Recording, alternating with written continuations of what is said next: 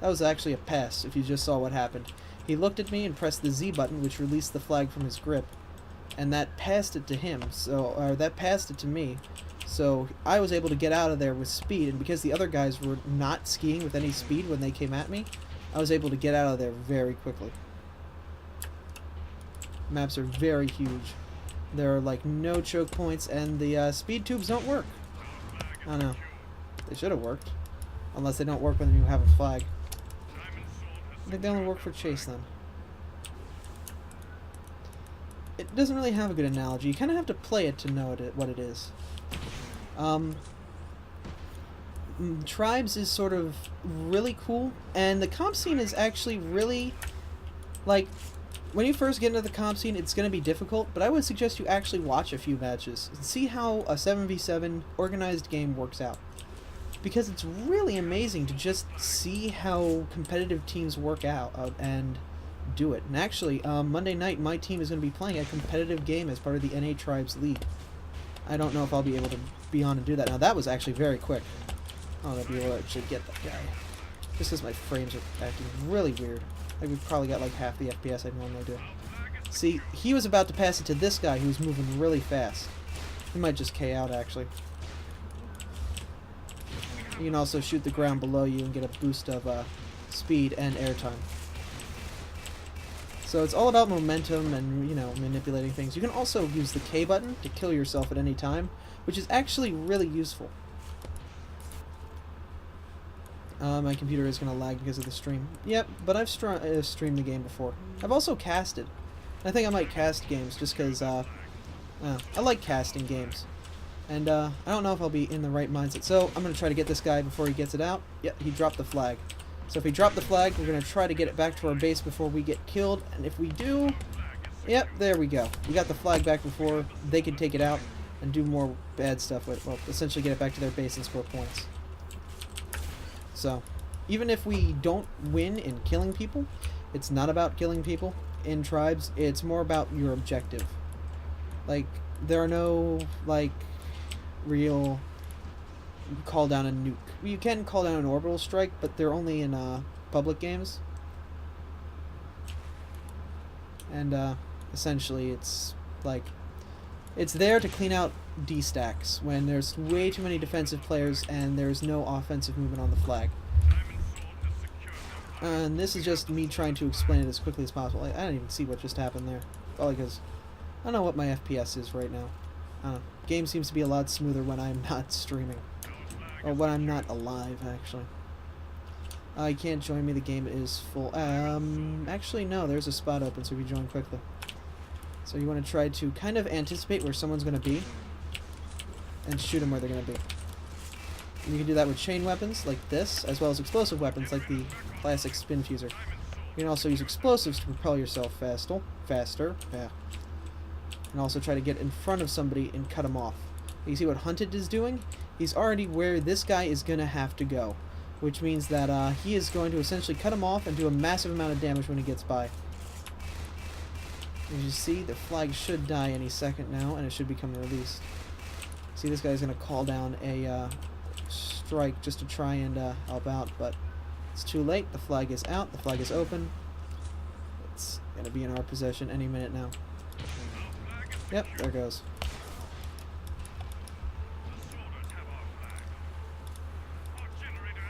Yep, so projectiles also inherit your momentum.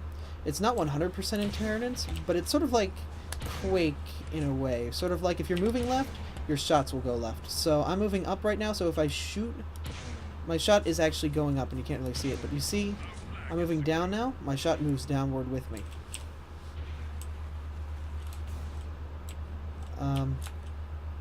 Hey, Gravo.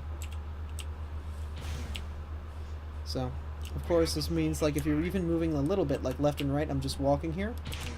You can see that my shot decided to go off this direction. So you do have to compensate for it, but if you can accurately compensate for it, you can do amazing things with the weaponry and just have a lot of firepower in this game. Hitting somebody midair with an explosive, like the blue plates that a spin fuser has, it's called a blue plate special. And just that act alone is probably one of the most satisfying feelings in all of Tribes. So when you get a blue plate special, It is, you get a satisfying, very loud ting noise, which is sort of like confirmation that you did it. As well as, you know, it does a ton of damage. It's very difficult to do, especially when you don't have very good FPS. This is why some people set the settings of the game very low, just so they have that FPS and you have that accurate representation of what's going on in the game. And it's not a game about looks and beauty and, you know, how well the game looks. It's more about a game of skill and, you know, reaction time. You see? That's what a Blue Plate Special was. I hit the guy midair, and you heard the cash register jing. And it was sort of satisfying, and he also had like half of his life left, and he still got killed. Just try and use a grenade to get this guy down. Mac, there we go. I got him.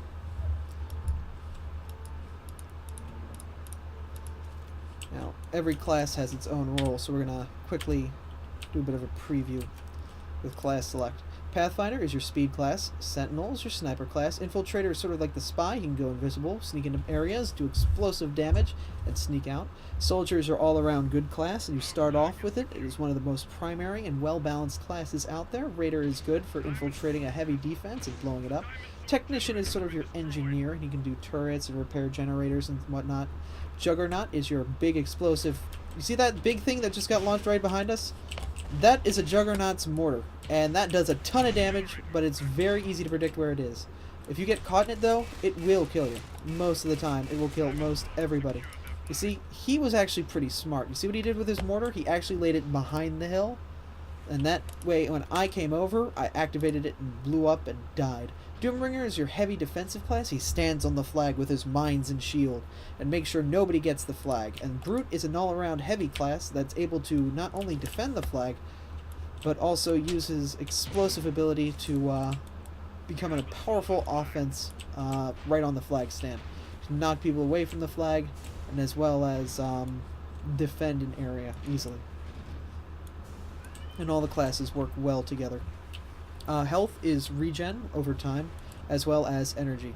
You can also customize your classes with special perks. So, of course, I have different loadouts. So you have the Get Flag loadout, which is the flag just got out and you need to go get it class. There is the Chase class, which is, in a competitive game, this is the class I'd use if I know somebody's about to get the flag and I have to chase after them. This has a special perk on it so that when the flag is, taken, I get a bonus. So you'll see, like, if somebody comes in and takes this flag real quick, I'll get a red aura around me. And I'll wait for somebody to take it real quick. You see this red aura around me? And this sort of noise you hear going around me? I got a bonus boost in, not only my damage, not my damage, but my weight, as well as, my ability to move around. So, you know, you could do that as well. Keeping the generator down can be boring, but it is satisfying because turrets are all deactivated as well as force fields. So you're doing a big help for the team. So right now I'm just trying to predict where this guy's going to be. I got the flag out, but I died because I kind of hit that hill really hard. But, you know, by getting the flag and stopping it, it does slow them down, which means my team's able to come in. And it only takes one offensive player with an Impact Nitron to knock the flag away and get it back to base. So it is a game where you have to be careful of what you're doing. And you have to keep your eyes everywhere as you go.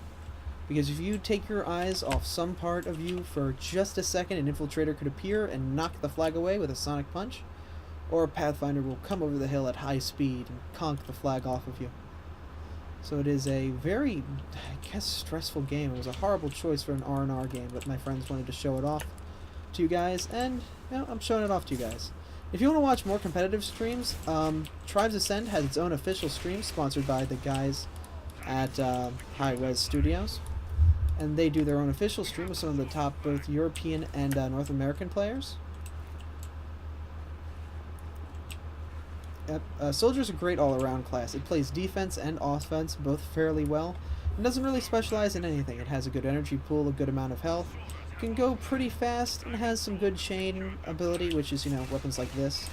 as well as some good explosive weapons, like the bolt launcher. So you see that guy was Ninja?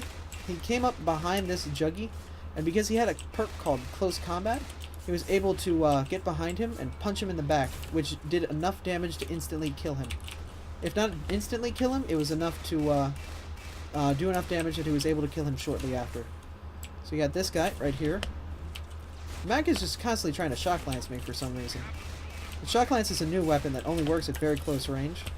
I've got a cat crying. 1 second. I'm probably gonna have to sign off soon. Yep, you can probably hear the cat. I think this is pretty much it for me right now. I'll try to figure out what's wrong with the cat. But you get everything set up. I'm gonna add everybody who just added me to my friends list because why not? Accept, accept, accept. You're all cool people. And the cool thing about a Blood Eagle, if you're on that team, it is voiced by the same guy who does Piccolo and Vegeta from the original like Dragon Ball Z when it was first dubbed in America. So basically, you're having Piccolo tell you orders.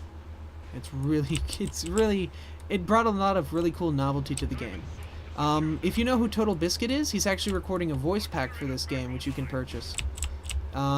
If you really like him, you can have it so that when your character does voice commands, he'll be able to say them for you.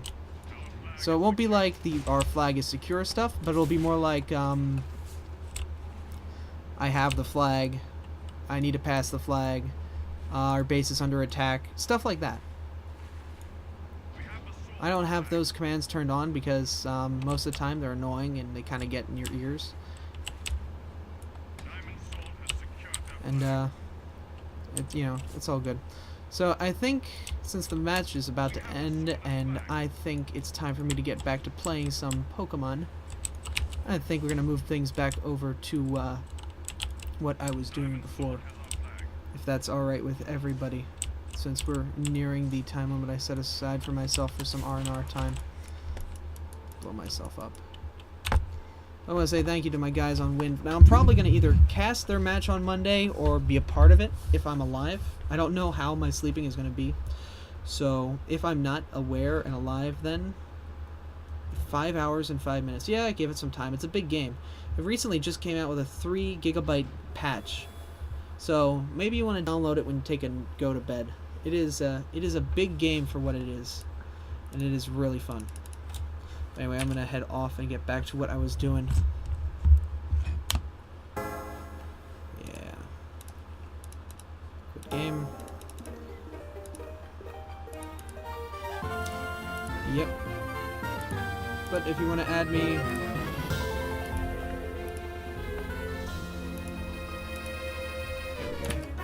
Let's get back to raising some money for the kids.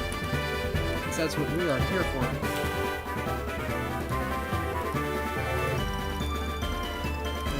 Of course, this isn't the game we're going to be playing. I'm playing something else. It's fun playing with you guys. And hopefully you guys will play with me in the future. We will play together some more. For now, remember the stopwatch back into position. Yeah, right about there. There we go. Yeah, I'm more than happy to have people play with me. Like, come in and have some fun. Oh, I accidentally closed the DS.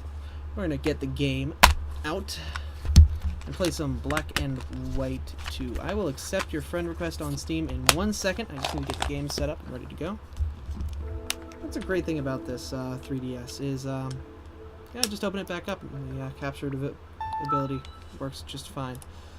Pause it, clear it, add some friends to Steam. Uh-oh, Steam's about to restart itself. So I'm gonna move that over here and just... where do we go? Community. I don't want to open that up over here. I want to open it up here. So friends, view friends list. Bring that over here. Yeah, just whatever. Llama is one of my teammates and another good friend on Steam. Yep, Steam, do your thing. But anyway, this is going to be Black and White 2, since most people requested us to skip Black and White 1.